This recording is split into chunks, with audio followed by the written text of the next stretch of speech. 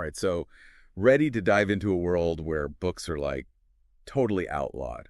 And firemen, well, they don't put out fires. They start them. We're going deep into Ray Bradbury's Fahrenheit 451. Got spark notes, got a detailed synopsis, but, really want to hear your thoughts as we go. Sounds intense. Okay, so picture this. A future where even owning a book is a huge crime. We're talking serious stuff. Like, it's not just a little no-no. It's like firemen with flamethrowers ready to torch any book they find. Okay, so yeah, definitely a world flipped on its head. And then there's this guy, Guy Montag. He's a fireman. Actually seems pretty good at his job, at least at first. Yeah, at the beginning, he's all in, like, really proud of his work. He's basically been, taught to believe that books are dangerous, like they just make people unhappy, cause problems. Yeah. But there's this hint of unease underneath it all, like a feeling that maybe things aren't quite right. Yeah, I get that. So he's not just a mindless robot. There's something brewing inside. And then, bam, he meets Clarisse McClellan, this young woman who's like the total opposite of everyone else. How does she change things?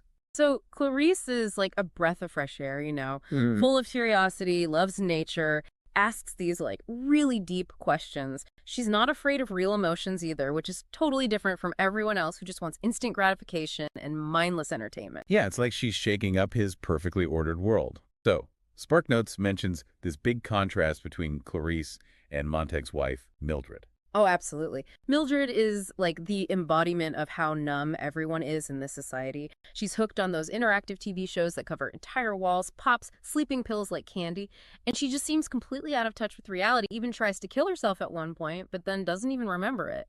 Whoa, okay, that's pretty bleak.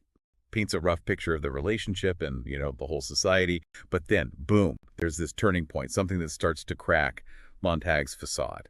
Right, it's that whole incident with the woman and her books. Definitely a key moment. Montag and his crew, they respond to an alarm and find this woman with a ton of books. And get this, she refuses to leave them, would rather die with her books than abandon them. It's like this act of defiance totally throws Montag off. He just can't wrap his head around why someone would choose to die for books. Yeah, I can see why that would be a wake-up call. I mean, that image of her choosing to die with her books, it's heavy, So is this what leads him to start questioning everything? For sure, it's a turning point. He starts sneaking books from the fires, hiding them in his house, trying to, understand them. And the more he reads, the more he realizes just how much they've lost by rejecting knowledge and independent thought. Okay, so he's officially on this journey into the world of books. But, he's in dangerous territory now, right? Let's talk about Captain Beatty, his boss.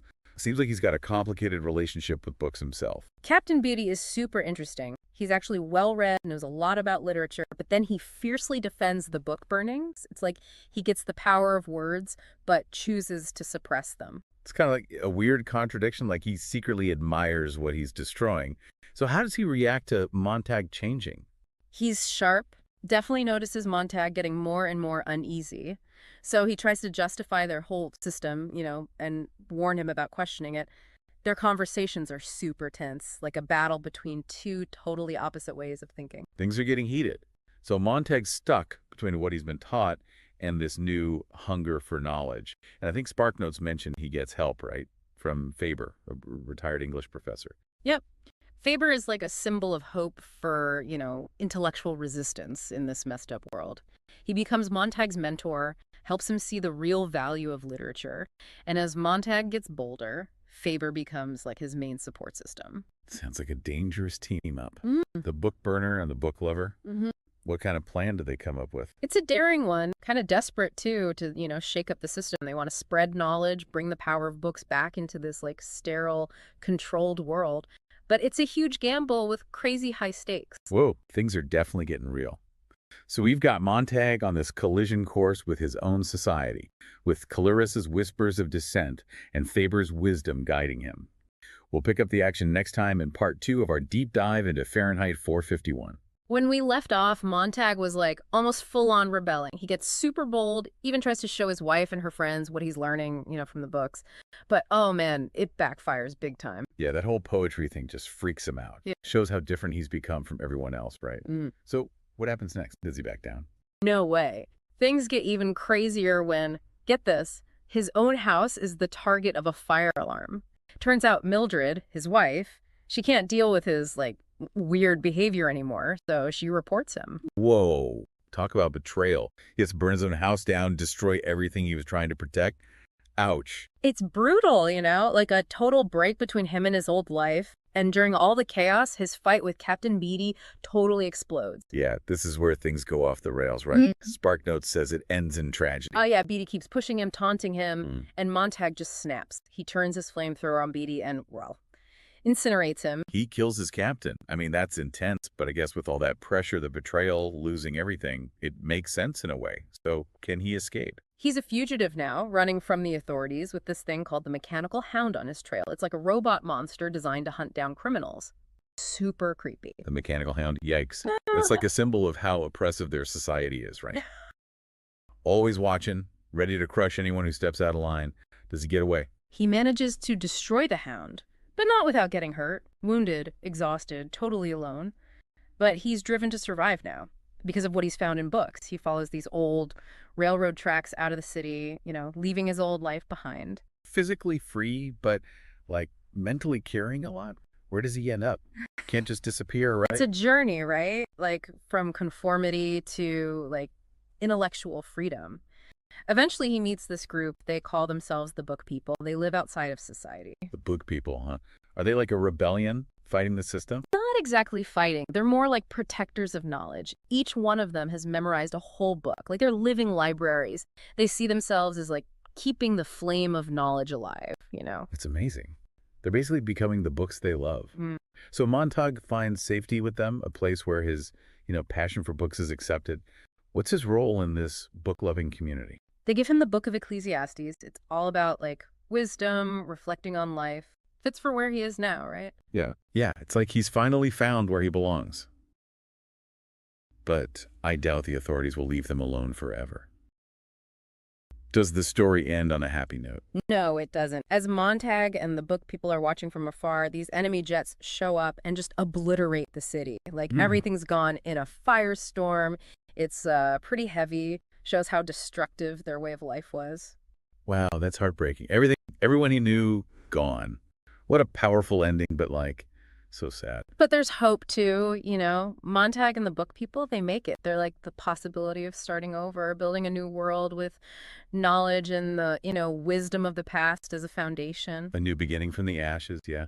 Even with the destruction, there's optimism. Knowledge in the human spirit, they can survive anything, it seems. We'll have to stop there for... Well, we'll unpack that ending and like what it means for us today in part 3 of our deep dive into Fahrenheit 451. That whole city just gone like that. It really makes you think, Yeah. about how fragile everything is. Yeah, it's like Bradbury's showing us what can happen when we as a society choose comfort over like actually thinking for ourselves, when we just let ourselves get distracted. Right. And it brings us to the ending, which you said was both tragic and hopeful. So what do you think Bradbury's getting at with Montag and the Big People walking away from the ashes? It's definitely open to interpretation, but to me it shows that we can be resilient. Like even after something awful, there's that drive to rebuild, to carry on, and knowledge and wisdom, that's what they're holding on to. Kind of like a fresh start, right? They can create a new society, one where books and ideas are good things, not something to be afraid of. Exactly. But it's also a warning, right? Like, could this happen again? If we don't, learn from the past, it's up to the Book People to use what they know, to use it wisely. It's a powerful message about remembering, learning from history, and, actually shaping the future. So as we wrap up our deep dive into Fahrenheit 451, what's the one thing you hope our listener takes away? I think it's that knowledge is power, but it comes with, like, responsibility. We have to engage with ideas, to question what we're told, and to, look for different points of view. We can't just like passively take in information. We have to be part of the conversation. Well said. Books aren't just things. They're thoughts, imagination, human connection. And with all the technology and distractions today, it's more important than ever to, remember the power of words and to think critically. Absolutely. Fahrenheit 451 isn't just a story. It's like a warning about what it means to be human in a world that's like constantly trying to pull us away from being human. So yeah, if you haven't read it yet, definitely check out Fahrenheit 451. Experience Bradbury's powerful writing for yourself. And hey, maybe it'll spark some conversations about, the world we're making and what we want the future to look like. Yeah. Until next time, keep those minds burning bright.